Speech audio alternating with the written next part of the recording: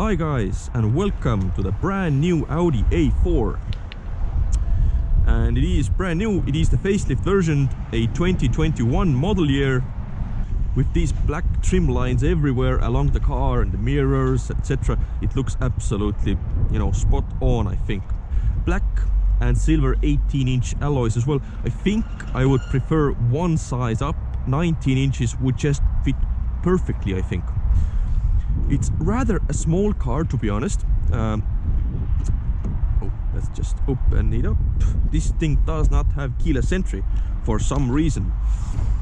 I don't know even why. Maybe it's because of safety hazards.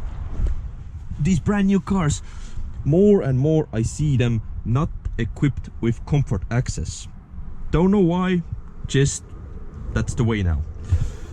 Sitting at the back, as I mentioned, this is a mid-size, rather small car, I'd have to say, but legroom is absolutely decent.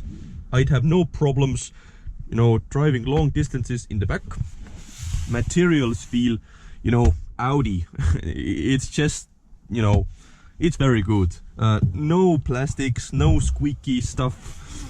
Everything you touch and feel, it feels luxury, it feels premium. A big panoramic sunroof just opens the car up so nicely.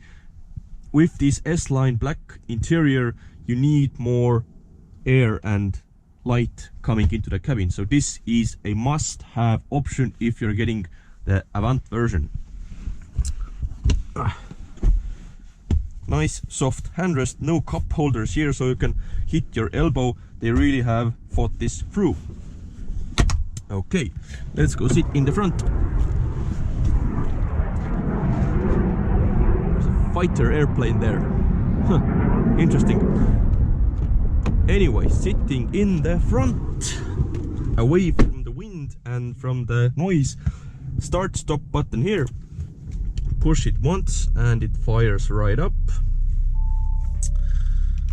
Okay, let's put the seatbelt on and off we go with this 8-speed Tiptronic transmission.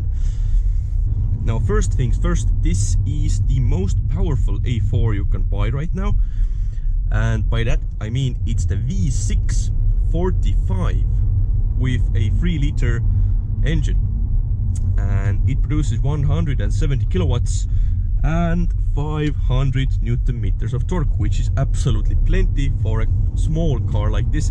It feels much quicker than the numbers really suggest. Fun fact, this is the first A4 for the facelifted version that has a V6 engine in Estonia. The first, numero uno. And yeah, the facelift was introduced, I think it was 2019, something like that. So it's been around a couple of years now, but it still looks brand new. It has all the latest Audi tech and tech that I actually like. It doesn't have any of the touchscreeny climate control things here. It just has a regular screen, a regular MMI, and then there is your climate control buttons, your heated seat button, yes, and knobs to change stuff. No touch screeny things here, and that's how I prefer it. Let's just turn off the stop start because I am not a fan of it. What has changed for the facelift? Not much really, but it's gotten a bit smarter on the outside. New details as lights, tail lights, bumper designs are different, of course. Small details really. On the inside, I think the biggest difference is the fact that the screen is now bolted on like an iPad. It's the new interface for Audi, the MMI, black version, so to say. It's really fast, it's really intuitive, it's haptic feedback just as a Porsche, and it just works well.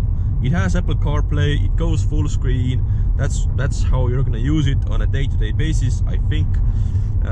Of course you have navigation and stuff like that, but the thing you want is iPhone or Android mirroring, and that's what you get.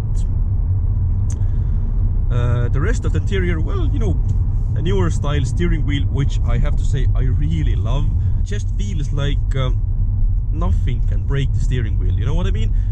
You know, for some car makers, the leather, you know, it might squeak here and there, and you know, if you tap it, it's, you know, it feels plasticky almost. With these Audi steering wheels, it just feels like it could, you know, live through a nuclear war. Okay, foot down.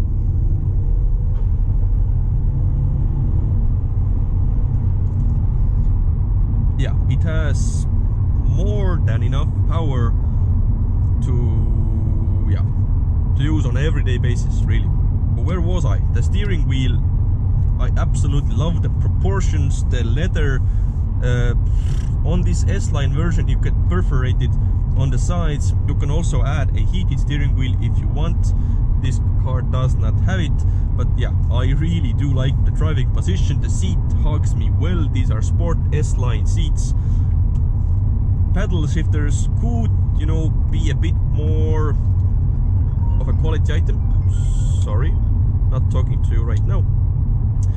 But anyway, perfect driving position, a small car, and you do forget that cars used to be smaller, because absolutely every sector of the car industry has gotten bigger over the years, and I'm used to driving, you know, quite large cars, you know, recently, and you know, on the channel.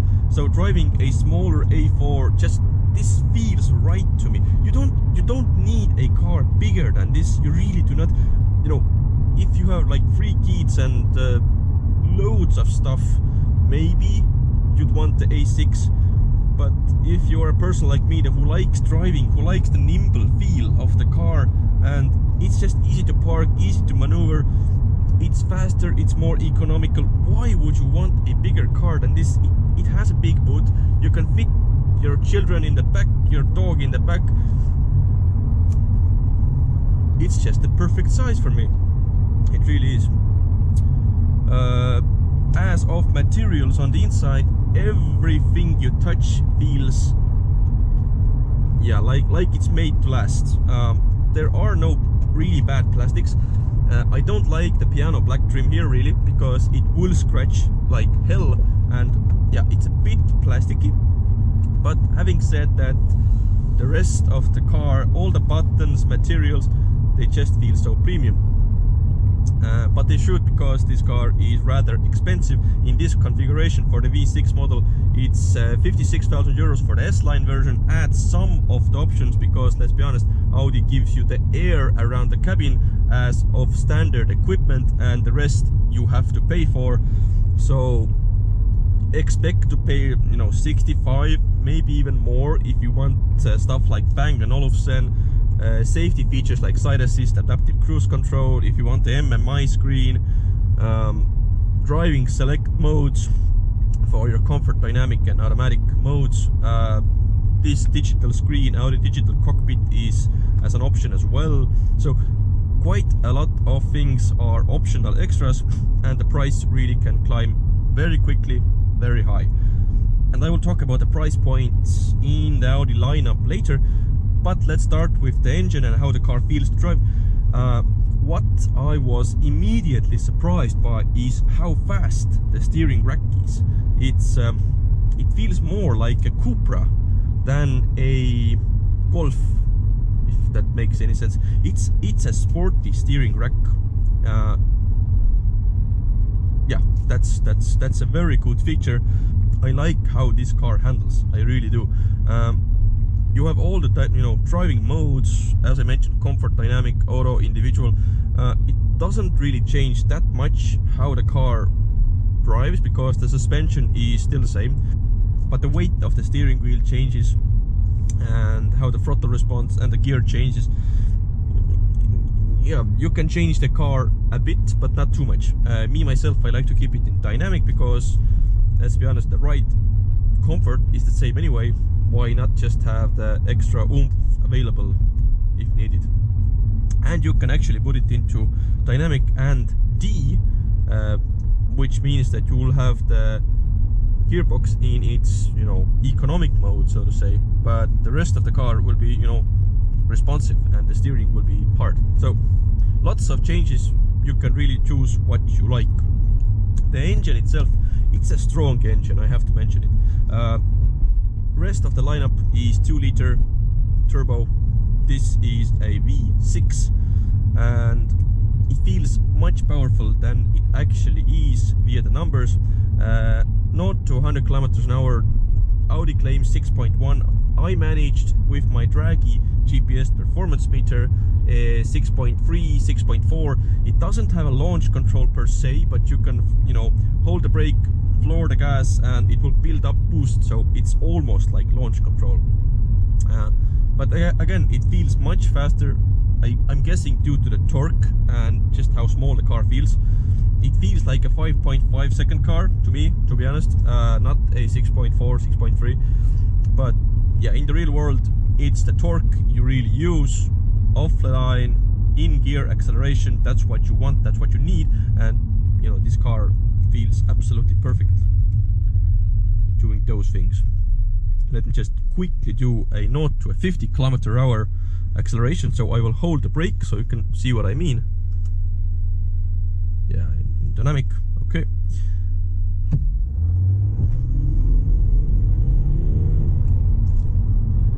Yeah, it rather flies off the line. It has no grip issues due to the Quattro all-wheel drive, which will be amazingly useful in the snow. You can turn off traction control. It's fun. You can drift it around. Yeah, it basically does everything you want. So the price point in the Audi lineup, would I buy one? To be honest, if I was looking at a 65,000 euro car, which probably this was, okay, no, let's not talk about the discounts, but you know, the regular prices, 65,000. The S4, which is faster, better equipped, and will probably hold its price in the used car market better, is 68,000 euros. So really, if I was in the market for a car like this and I wanted an A4 S4, I would probably, you know, skip some of the options and get the S4. And to be honest, the S4 probably has some of the options you want in the A4, so it's, you know, meeting in the middle. And if it's an A4,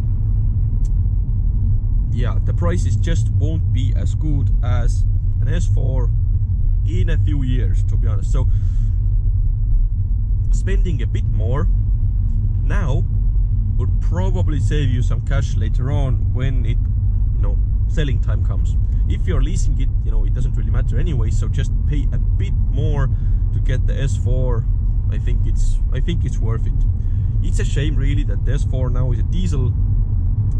They really should be calling it a A4. It's not an S4. It bothers me, but that's how Audi is right now. And by the way, the naming structure of the, you know, regular Audis, the A Audis, 45, 50, 55, it's just absolutely stupid.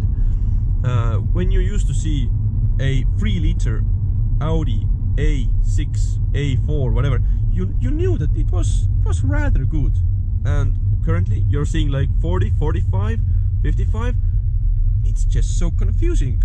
And I'm into the, you know, car world. I know how these, you know, numbers are, you know, working against what it was previously, a 3-liter turbo, TDI, etc. But for the regular buyer, it's just so confusing, and they don't know what these numbers mean. You can't put a, you know, real thing like a 3.0 liter engine to the 45, because the 45 means absolutely nothing. So that's just, I don't know why they made it like this. Yeah, it wasn't a good marketing choice, if I'm honest.